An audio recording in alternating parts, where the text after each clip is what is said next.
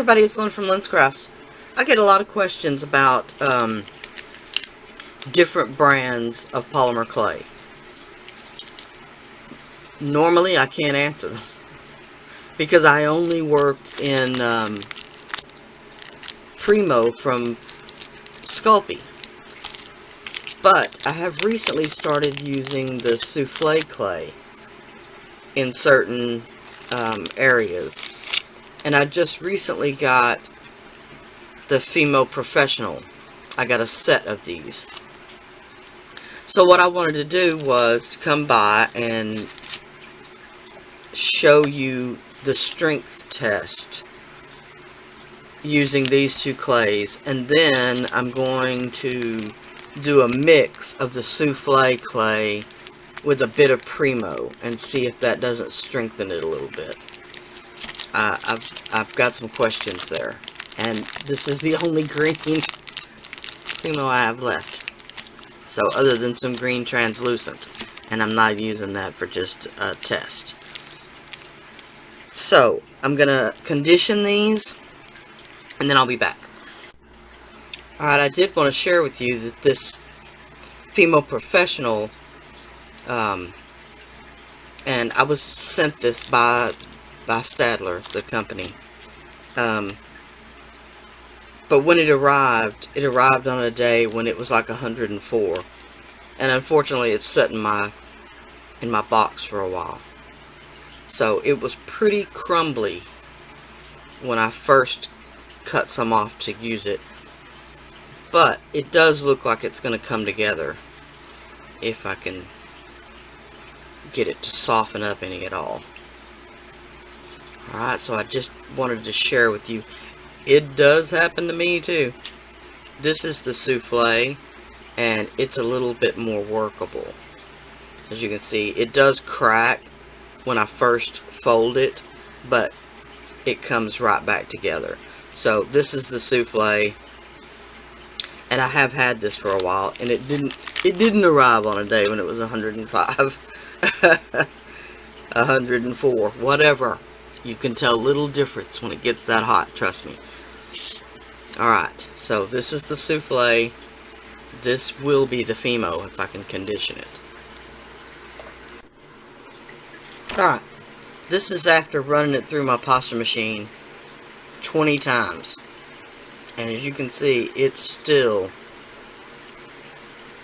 is very dry and very crackly is the only word I know to use. It's almost like the layers want to separate. So I'll condition this a few more times before I decide to use it. Alright, this is the this is the Souffle and the Premo, and I'm going to mix these two together. If I can hold on to this a little bit.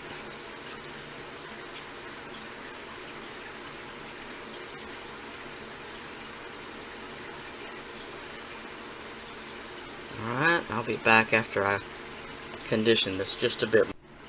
Alright, here it is after I've run it through about 10 more times. And I've also been asked about the raw edge. And how can you still have the raw edge if your clay is properly conditioned? Although this is not a good piece to use as an example. Because as you can see, it has a raw edge on every side. Even after I folded it, bent it, everything. So I'm still going to bake it and see what happens. But these are going to be hard to condition. I would like to know how it is fresh, but I don't have that option. Here is the Souffle mixed with the Premo. And as you can tell, it's a little darker in color. And has a dog hair. Great. This is the straight Souffle. So I'm going to bake these. And I'm going to go ahead and bake this piece and see how strong they are. I'm going to do, I'm going to cut these in half. Because I'm going to do 1/2 for 30 minutes and 1/2 for an hour. Alright, I'll be back. Alright, here they are, out of the oven. As you can see, I've got them marked 30 minutes and an hour.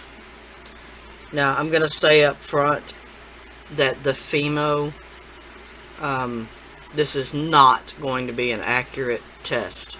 I was not able to get it conditioned any more than what it is. I'll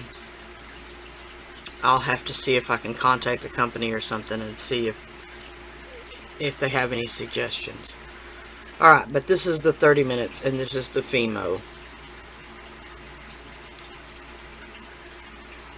And wow, even unconditioned, that was difficult to break.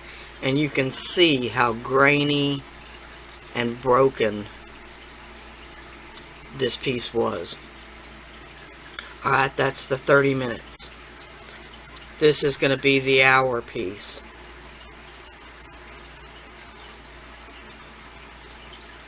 Wow, I'm very surprised. I'm very surprised. So it looks like if I can get some oil into this and get it conditioned, that this is going to be a decent clay. Now that's just bending it once, but I can tell you, it's pretty strong. I did finally get a crack going right there after 5 folds. But still, this is nowhere near fully conditioned.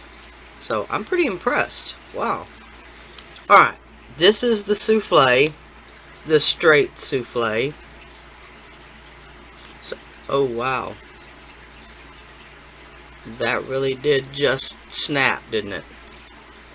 Alright, and this is for an hour.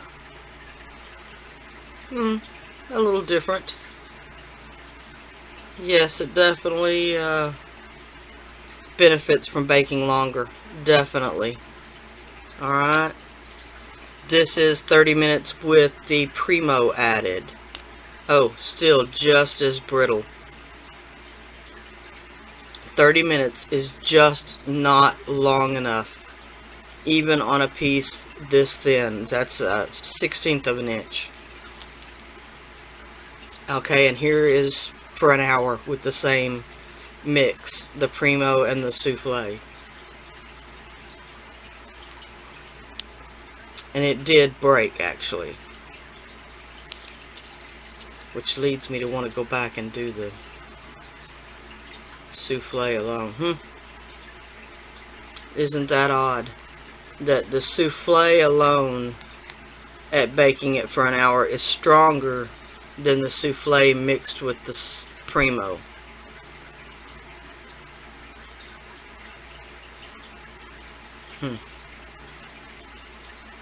That's very odd. I didn't expect that. And now that I've said that, it actually could be SculpeyIII. I had a package where I just stuck a couple of colors of green in there. And so this actually could be SculpeyIII mixed with the souffle. So that didn't really help much, did it? But baking an hour, the souffle is really flexible. Very flexible. So I wouldn't worry too much about using the souffle alone, as long as you're baking it long enough. Alright, and once again, I'm very surprised by this Fimo being that unconditioned, and it's still that strong. Alright, so and back to the edge. The question that I had about the edge. You can choose whether or not to fold that edge back in every time as you're conditioning it. Just because you maintain the edge out at one side doesn't mean it's not conditioned. If I roll this through the pasta machine 30 times, but I never fold this edge back in, it's still conditioned. Alright. Alright. That is enough to be said about that. So, I shall holler at y'all later. Bye now.